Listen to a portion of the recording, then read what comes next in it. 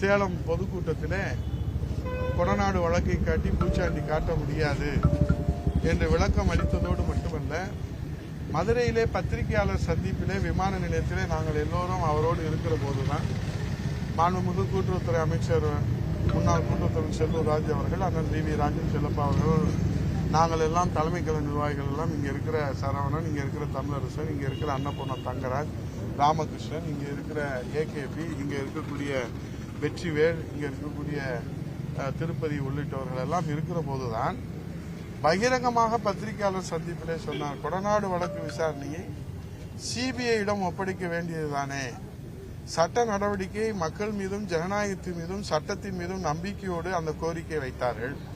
இது குறித்து இதுவரை யாரும் அதை பற்றி பேசுவதில்லை, வாயும் திறப்பதில்லை.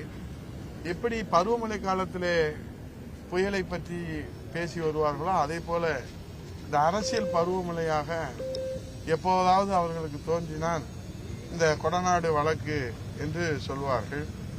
ஆகவே இந்த அரசியல் பருவமழையிலே கொடநாடு வழக்கை என்ற புயலை நீங்கள் எத்தனை முறை கிளப்பினாலும் சட்டத்தின் துணை கொண்டு மக்களின் ஆதரவோடு இந்த கொடநாடு வழக்கு புயலை மடியிலே கனமில்லை, வழியிலே பயமில்லை என்று மக்களினுடைய ஆதரவோடும், ஏனென்றால் பலமுறை அவர் மீது சுமத்தப்பட்ட பொய் வழக்குகள் எல்லாம் நீதிமன்றத்திலே நின்று சட்டத்தின் துணை கொண்டு அவர் நிரபராதி என்று அவர் மீது அரசியல் காழ்ப்புணர்ச்சியோடு தொடுக்கப்பட்ட பொய் வழக்குகளிலிருந்து விடுதலை பெற்றிருக்கிறார், நிரபராதி என்று தீர்ப்பை பெற்றிருக்கிறார்.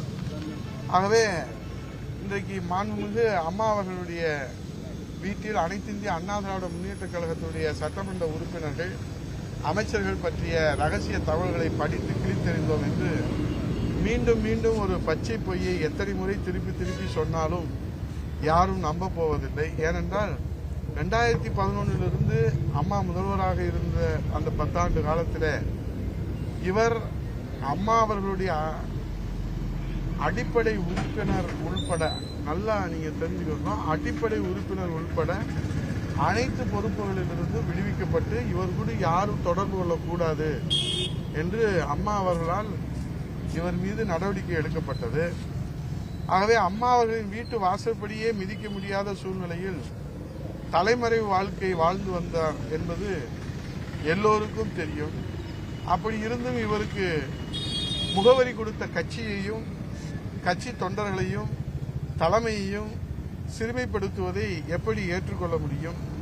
ஒன்றை நான் அண்ணன் அவர்களுக்கு சொல்லுகிறேன், உங்களை பிள்ளை போல் வளர்த்தார்களே புரட்சி தலைவி இதய தெய்வம் அம்மா அவர்கள், அந்த தெய்வ தலைவிக்கு நீங்கள் என்ன கைமாறு செய்தீர்கள் என்பது அண்ணா திராவிட முன்னேற்ற கழக தொண்டர்களும் நன்கு அறிவார்கள், இந்த தமிழ்நாட்டு மக்களும் நன்கு அறிவார்கள்.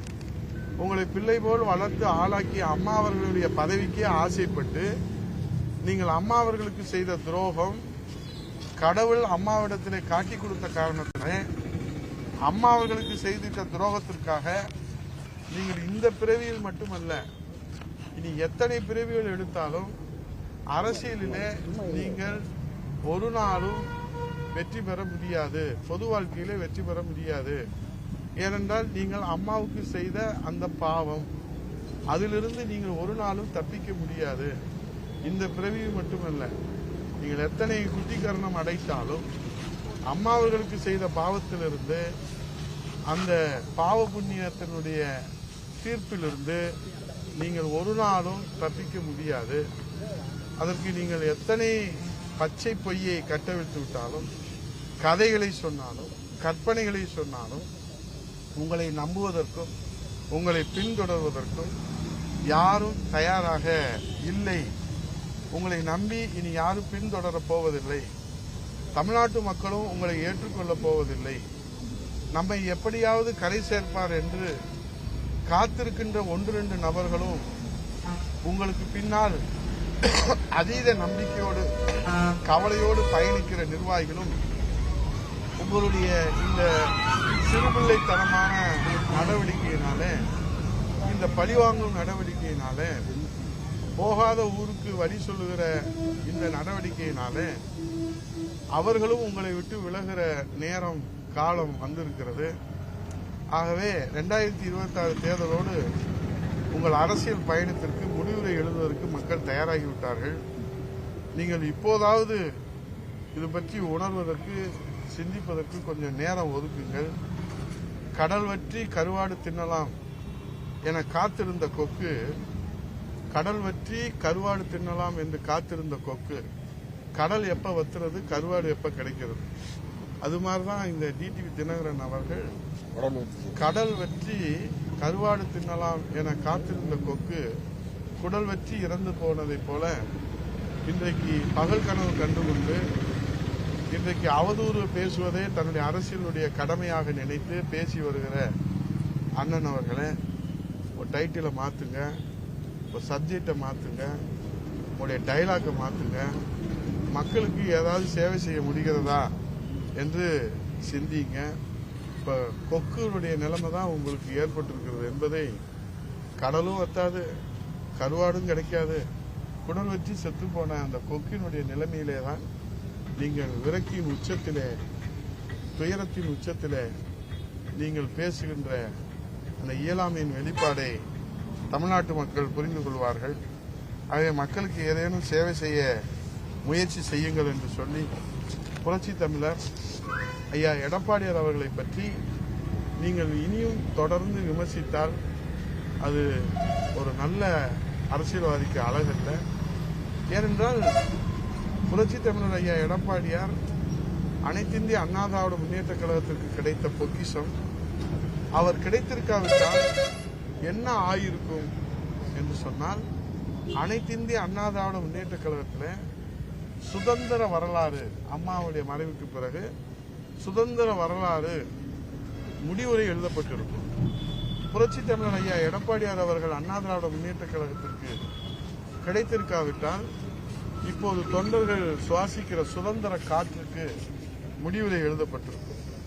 இப்போது தொண்டர்களுக்கு இருக்கின்ற இந்த சுதந்திரத்தை பேணி காத்திடதான் புரட்சி தமிழர் வருங்கால முதலமைச்சர் ஐயா எடப்பாடியார் அவர்களை கருத்தை நாம் எல்லோரும் வலுப்படுத்த இன்னும் களத்திலே கவனமாக கடுமையாக உழைக்க வேண்டிய தருணம் இது என்பதை 2 கோடி தொண்டர்களும் நாங்கள் சிந்தையிலே வைத்து உழைத்துக் கொண்டிருக்கிறோம்.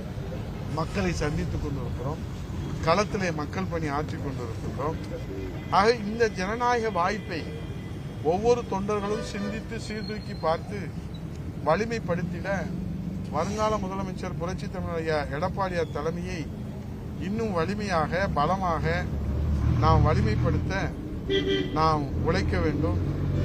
இதிலே மாற்று கருத்து கொண்டிருக்கிற, அதிகாரத்தை அனுபவித்த 1-2 பேர்களுடைய நபர்களின் நடவடிக்கையாலே ஒரு சலசலப்பை ஏற்படுத்தி விடலாம் என்று யாரேனும் நினைப்பார்களானால் அதை பற்றி அண்ணா திராவிட முன்னேற்ற கழக தொண்டர்கள் பொருட்படுத்த வேண்டிய அவசியம் இல்லை. முடிந்து போன அரசியல் கதைகளை பற்றி விவாதிக்க வேண்டிய அவசியம் இல்லை. அதை பற்றி தேவையும் இல்லை.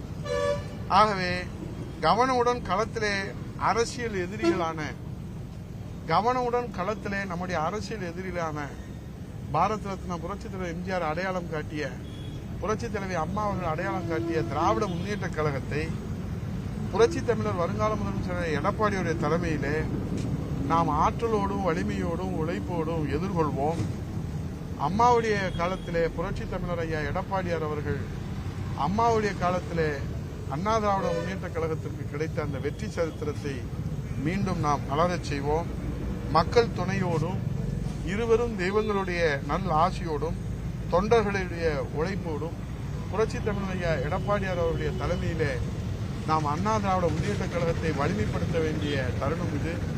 இல்லையென்றால் புறவழி வாசலிலே மன்னராட்சிக்கு மகுடம் சூட்டுகின்ற வகையிலே இளவரசராக மகுடம் சூட்டியிருக்கின்ற மாண்புமிகு துணை முதலமைச்சர் அவர்கள் கார், கால் என்றெல்லாம் அவர் பேசுவது அவருடைய பயத்தையும் நடுக்கத்தையும் காட்டுகிறது. நாங்கள் என்ன சொல்லுகிறோம்? அரசியல் ரீதியான விவாதங்களை புரட்சி தமிழர் ஐயா எடப்பாடியார் அவர்கள் 4½ ஆண்டு காலம் பொற்கால ஆட்சி கொடுத்தார்கள்.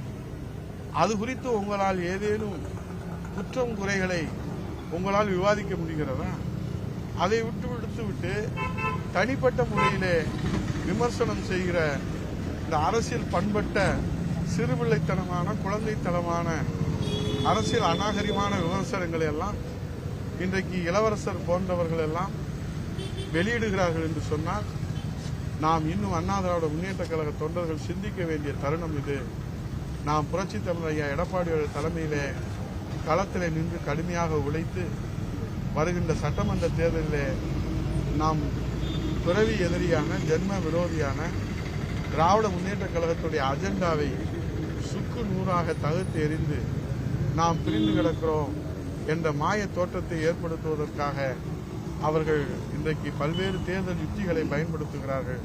அதையெல்லாம் நம்முடைய உழைப்பாலை முறியடித்து இங்கே இருந்து பதவி சுகத்தை அனுபவித்துவிட்டு அதிகாரத்தை அனுபவித்துவிட்டு தொண்டர்களுடைய உழைப்பை இரத்தமாக உறிந்து இன்றைக்கு அதிகாரத்திற்காக அரசியல் அடையாளத்திற்காக திமுகவுக்கு செல்பவர்களை பற்றி நாம் கவலை கொள்ள தேவையில்லை.